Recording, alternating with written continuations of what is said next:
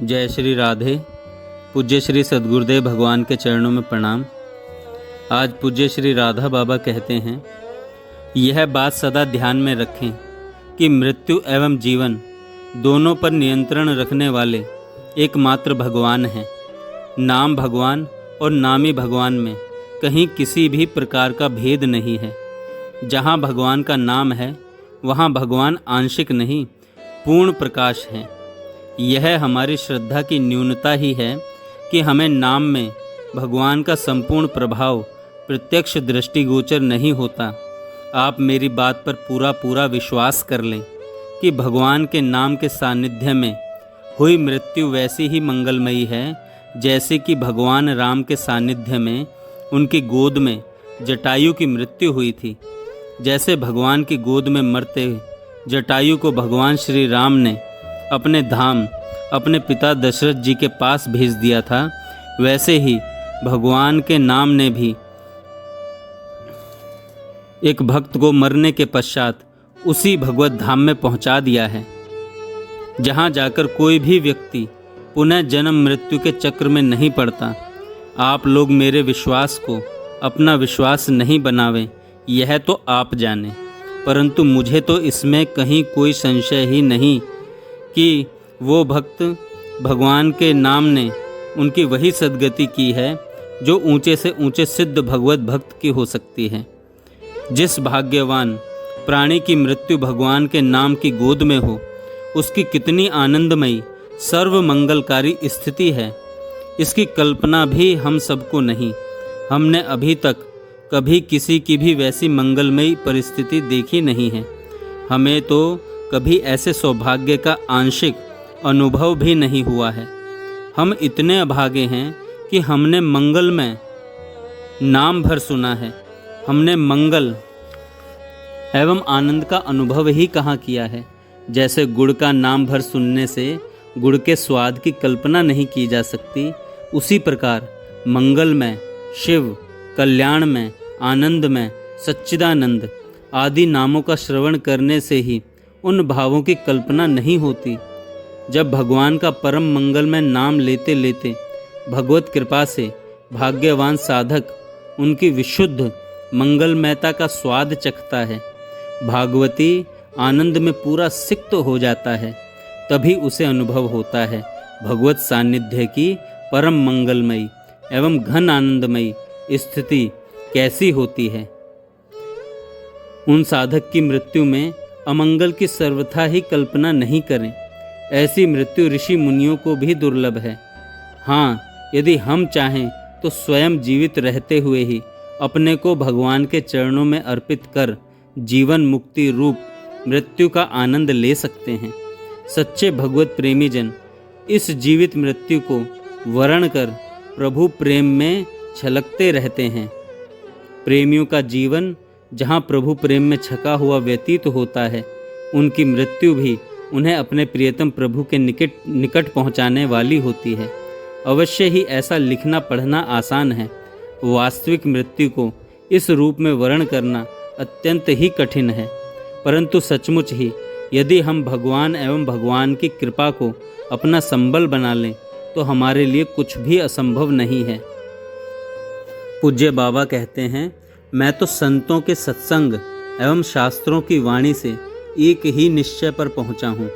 मुझे अकाट्य एवं अमोघ सत्य दृष्टिगोचर हो रहा है कि करुणा सागर प्रभु की हेतु रहित दया से विश्व का एक पामर सा कीड़ा और जगत सृष्टा ब्रह्मा जी दोनों समान रूप से निरंतर भीग रहे हैं।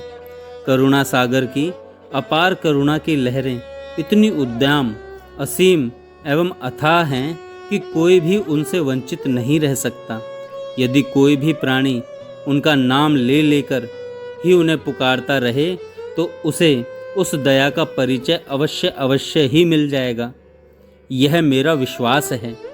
भैया, प्रारब्ध का फल तो होकर ही रहता है, वह टाला नहीं जा सकता। दुख के साथ मनुष्य प्रायः चंचल हो जाता है। उस समय भक्ति के सुंदर भावों को पल्लवित करने में कठिनाई का अनुभव करता है। बुद्धिमानी इसी में है कि कठिन से कठिन विपत्ति के अवसर पर भी मनुष्य किसी दूसरी ओर न मुड़े। भगवान का सहारा छोड़कर मनुष्य यदि किसी दूसरे की शरण ले लेता है तो समझना चाहिए भगवान पर उसकी श्रद्धा नहीं है। भगवान की दया कैसी हेतु रहित है और विलक्षण है, इसका उल्लेख श्रीमद् भागवत जी में आता है। अहो बकीयम स्तन कालकूटम। अहो आश्चर्य है, इस पूतना ने अपने स्तन में कालकूट विष लगाकर श्री कृष्ण को मार डालने की इच्छा से अपना स्तन पिला दिया।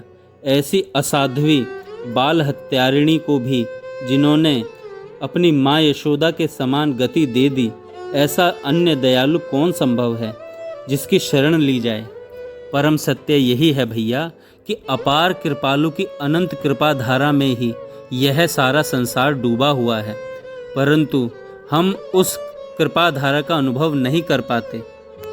यह इसी प्रकार है जैसे अनंत समुद्र में तैरती एक छोटी बाल मछली अपनी माँ से जिज्ञासा करती है, माँ, लोग कहते हैं मछलियाँ समुद्र में पैदा होती हैं, वह समुद्र माँ कहाँ है, मुझे तो दिखता ही नहीं। जैसे मछली की बच्ची अपने ऊपर नीचे आगे पीछे दाएं बाएं समुद्र ही समुद्र होते हुए भी समुद्र को नहीं पहचानती, उसी प्रकार हमारे चारों तरफ सब ओर दयामय की अपार अनंत दया के रहते हुए भी हम उस दया का अनुभव नहीं कर पाते। इस अनुभवहीनता और अविश्वास के कारण ही हमारा सब दुख है। भगवत कृपा का अनुभव नहीं होने में एकमात्र हमारे अंतःकरण की मलिनता ही है, अन्यथा भगवान के साकार विग्रह में रक्त मांस तो है नहीं, उसमें तो मात्र कृपा ही कृपा है, आत्मीयता ही आत्मीयता भरी है। श्री वल्लभाचार्य महाप्रभु जी कहते हैं, चिंता कदापि नहीं करनी चाहिए, भगवान को बस अपने को निवेदित समर्पित कर देना ही जीवन का कर्तव्य है।